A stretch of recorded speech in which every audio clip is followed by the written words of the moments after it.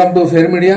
आज आपसे शेयर करेंगे धर्मस्थला टेम्पल जो कर्नाटका में है और वहाँ कर्नाटका टेम्पल के मैनेजमेंट और उस मैनेजमेंट का ताल्लुक हिंदुस्तान के सतह पर और इंटरनेशनल सतह पर भी एक प्रोमिनेंसी कायम कर लिया है। इस दरमियान इस मामले को एकदम से एक सेंसेशनल और एक हॉरर स्टोरी और क्राइम थ्रिलर स्टोरी को ये कुछ कम नहीं है। इसकी स्टोरीज के बारे में नेशनल और इंटरनेशनल मीडिया जो टेलीकास्ट कर रहा है और आवाम को बता रहा है, वो इसलिए कि वहाँ पर सौ लाशें उन्होंने वहाँ के धर्माधिकारी या फिर टेम्पल के मैनेजमेंट के आर्डर्स के ऊपर दफनाया है और कई जलाया है, और वो भी कितने साल 20 साल के पीरियड पूरा उसमें उसी तरीके से गुजारा है। तो फिर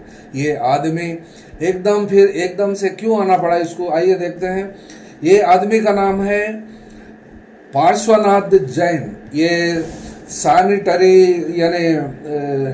सैनिटाइजेशन वर्कर वहाँ टेम्पल में काम करते थे ये, और ये दलित कम्युनिटी से ताल्लुक़ रखते हैं। और इनका मानना है और इनका कहना ये है कि उस वर्क से यानी उस टेम्पल से गायब हो गए कम्प्लीटली अपनी फैमिली के साथ। ये इनका अपॉइंटमेंट 1995 में हुआ और 1995 से लेकर इन्होंने 20 साल काम किया और 2014 में किसी को बगैर बोले बिना वहाँ से अपनी फैमिली को लेकर गायब हो गए और उनका वेयर अबाउट्स यानी उनका एड्रेस या पता किसी को भी पता नहीं चला। लेकिन इस महीने की 3 तारीख के दिन वो आ पहुँचे पुलिस स्टेशन, वहाँ के एरिया पुलिस स्टेशन को आकर उन्होंने बयान दिया कि उन्होंने नौकरी में ज्वाइन हुए सो शुरुआत में 100 लाशों को वहाँ बहते हुए नदी के पास, और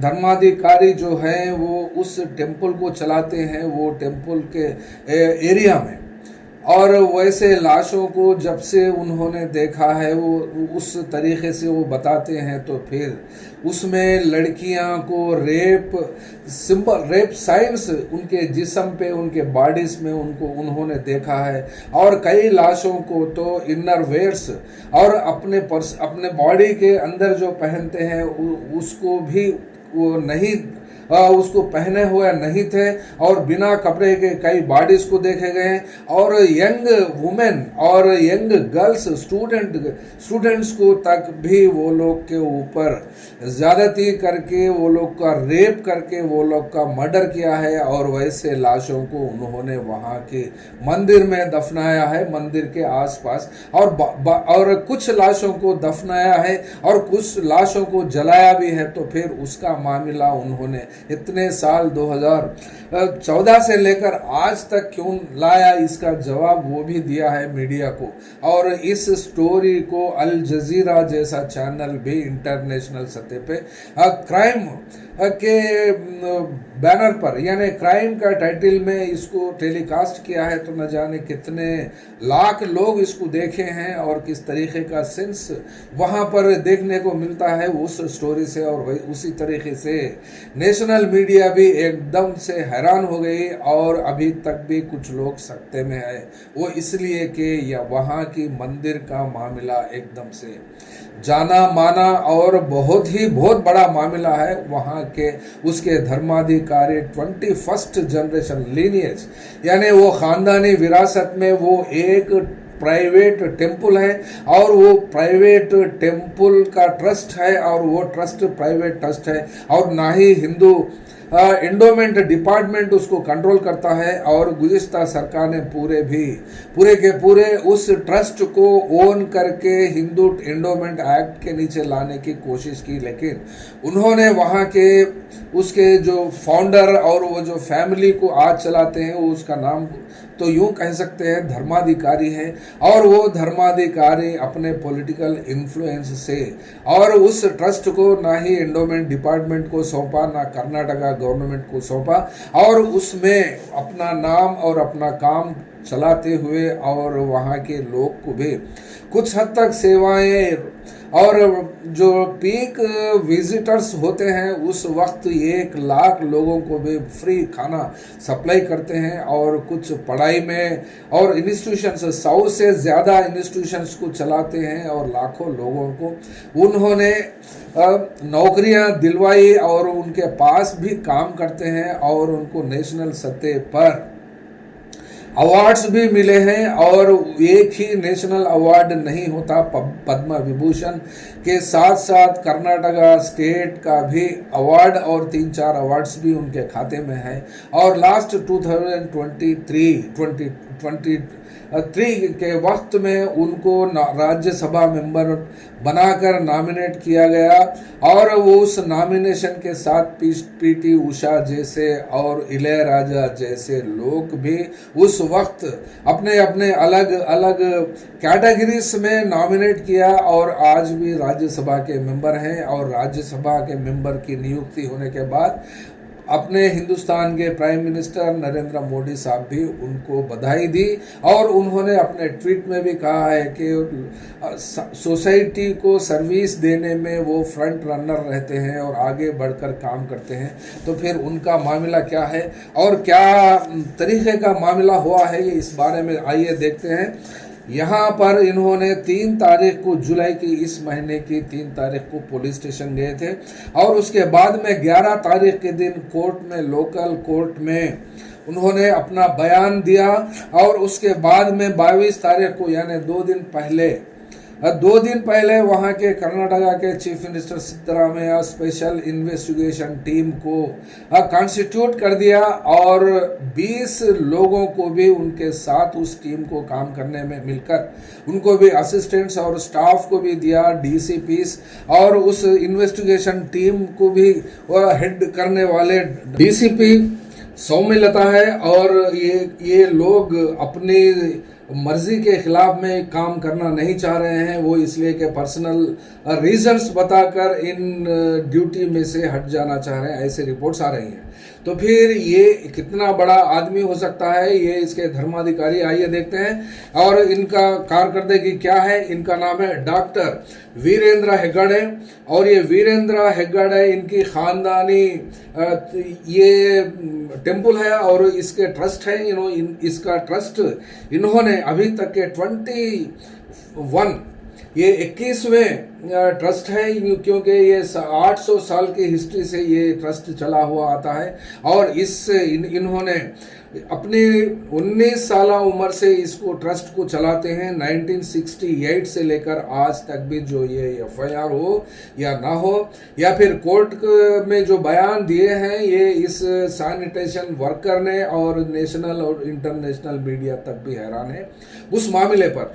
तो इनका मामला अगर देखते हैं तो फिर यहाँ पर साफ बात आती है, क्या ये फिर एक सैनिटेशन वर्कर जो है, इनकी बात पे यकीन क्या हो सकता है, नहीं हो सकता है। और पुलिस ने इतने सारे एकदम सौ और हजारों लोगों की रेप और हत्याएं का मामला आया और उन लोगों के लाशों को जला दिया और रेप के साइंस भी वो लोग के बॉडीज पे देखने को मिले। ऐसा बयान खुलेआम से अगर वो देते हैं तो फिर इन्होंने एक आई विटनेस भी होते हैं और इसमें भी जिम्मेदार बनते हैं। तो फिर यहाँ पर सिद्धरामैया सरकार ने सिट का तो गठन किया है, लेकिन सिट के गठन होने के बाद में वहाँ के कर्नाटका स्टेट के बीजेपी के अध्यक्ष ने भी इसका स्वागत किया, सिट को कॉन्स्टिट्यूट करने में और इम्पार्शियल इंक्वायरी कराने की और करने की अपील भी वहाँ के लोगों से उन्होंने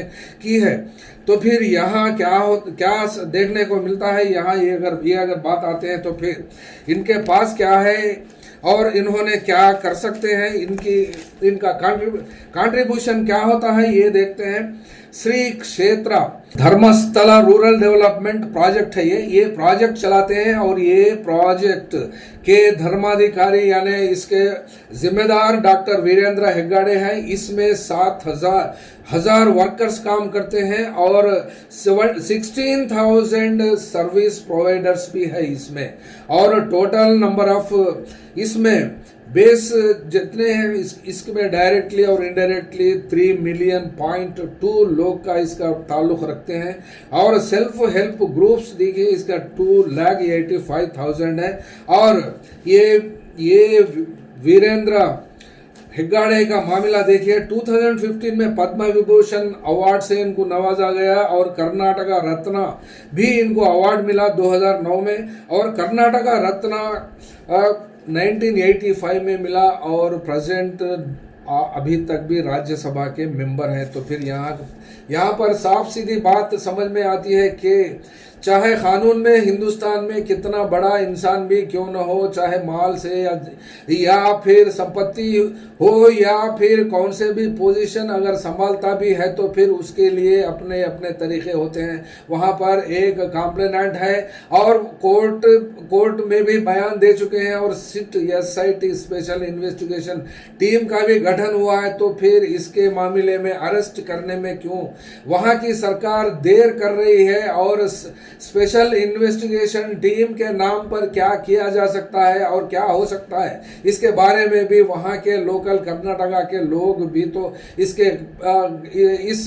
केस के मामले में कंप्लीट पूछताछ करने का भी डिमांड्स किए हैं और लोग भी अपना वॉइस रेज करते हैं। तो फिर यहाँ इस पावरफुल MP के खिलाफ और इनके ताल्लुकात डायरेक्टली मोदी साहब प्राइम मिनिस्टर से भी हैं और BJP पार्टी से भी हैं और इनका मामला तो लाखों लोगों को वहां भलाई करने के कामों में भी लिस्टेड है। तो फिर इनके ऊपर क्या कार्रवाई हो सकती है? यहाँ पर देख सकते हैं सौों नहीं बल्कि हजारों लाशों को उन्होंने देखा है जिनके ऊपर बॉडी के ऊपर रेप के निशानियां और कई चीजों को देखने को मिला है और इनर वेयर्स भी बाज लड़कियों के और माइनर्स का भी मामला इसमें देखने को मिला है। ऐसी गवाह देने के बाद भी फिर क्या ये सिट को फॉर्म करके सिट की रिपोर्ट आने तक इंतजार करके इस महान व्यक्ति को, इस महान आदमी को अरेस्ट करके जेल में डालने से वहां की कर्नाटक की सरकार क्यों कतराती है, क्यों इसका मामला देखती है? तो फिर यहाँ अगर कुछ डिमांड भी करते हैं या फिर कुछ रास्ता भी बनता है तो फिर CBI का हो तो फिर गवर्नमेंट ऑफ इंडिया वही मोदी सरकार के हाथ चले जाएगा मामला। तो लिहाजा वहाँ के चीफ मिनिस्टर सिद्धरामैया ने इसको इंक्वायरी का इस मामले को निपटा दिया और इसका वक्त कितना होता है, क्या होता है, इसका रिपोर्ट आने में कितने दिन लगते हैं, क्या ये मामला अगर ये BJP पार्टी के राज्यसभा मेंबर ना होते, एक मामूली इंसान होता तो फिर क्या वहाँ की सरकार ऐसी देखती, ऐसी छोड़ती या फिर इनको ऐसा ही अपना मामला चलाने को देती? ऐसी बात तो क्रिमिनल्स को क्यों बख्शती है और क्यों छोड़ती है? तो वैसे भी तो BJP पार्टी के हिस्ट्री और जो हिंदुस्तान सतह पर ये लोग के मामलात होते हैं तो कुछ अजीब से तो नहीं लगता। लेकिन यहाँ पर कुछ लड़कियों के गायब होने के बाद वो लोग का पता आज तक भी नहीं मिला और ऐसे केसेस सौों के केसेस वहाँ पर एक आदमी के ताकत के सामने और एक आदमी का राज एक मानव में कह सकते हैं विद इन द कंट्री, एक इंडिपेंडेंट स्टेट के ताल्लुक से जिसको माफिया कह सकते हैं या फिर क्या कह सकते हैं इसको, क्योंकि यहाँ पर उनके खिलाफ में कोई कार्रवाई करने के लिए, क्रिमिनल रिकॉर्ड बनाने के लिए या फिर FIR दर्ज करने के लिए कौन सा पुलिस ऑफिसर या फिर वहाँ का DIG हो और वहाँ का सुपरिटेंडेंट ऑफ पुलिस हो, वो लोग ने भी हिम्मत नहीं की और इस इस ट्रस्ट को वहाँ के सरकार में इंडोमेंट डिपार्टमेंट में भी नहीं लिया और ये जैन कम्युनिटी से ताल्लुक़ रखते हैं।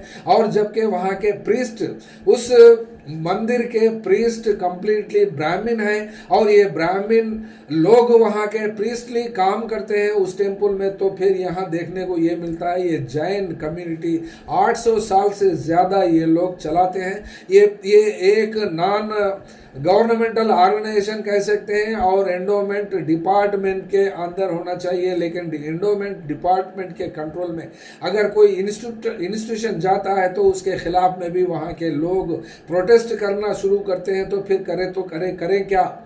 लेकिन एक बात तो साफ है, यहाँ पर 100 लाशों को दफनाया गया और जलाया गया और उनसे पहले खुद ही जो काम किया था उनको फौरी हिरासत में लेकर और जो आरोपी होते हैं वो आरोपियों को भी वहाँ इतने सारे लोगों को अरेस्ट करना या फिर करना अगर वहाँ के एडमिनिस्ट्रेशन को नहीं हो सकता है तो फिर इसके लिए क्या गठन हो सकता है। 20 लोगों का तो आज देखने को मिला है कि वहाँ पुलिस वालों की नियुक्ति हुई है इस स्पेशल इन्वेस्टिगेशन टीम को इन्वेस्टिगेशन करने में। लेकिन क्या ये वहाँ की पुलिस कर पाएगी या नहीं कर पाएगी इसके बारे में कुछ पता तो नहीं कर सकते। ये बात यहाँ पर बोल सकते हैं कि पार्श्वनाथ जैन, यहाँ पर डाउट्स ऐसे भी आते हैं कि ये एक इंसान जो बोलता है, जो कहता है, वो कहाँ तक सच होता है या फिर उसके बाद में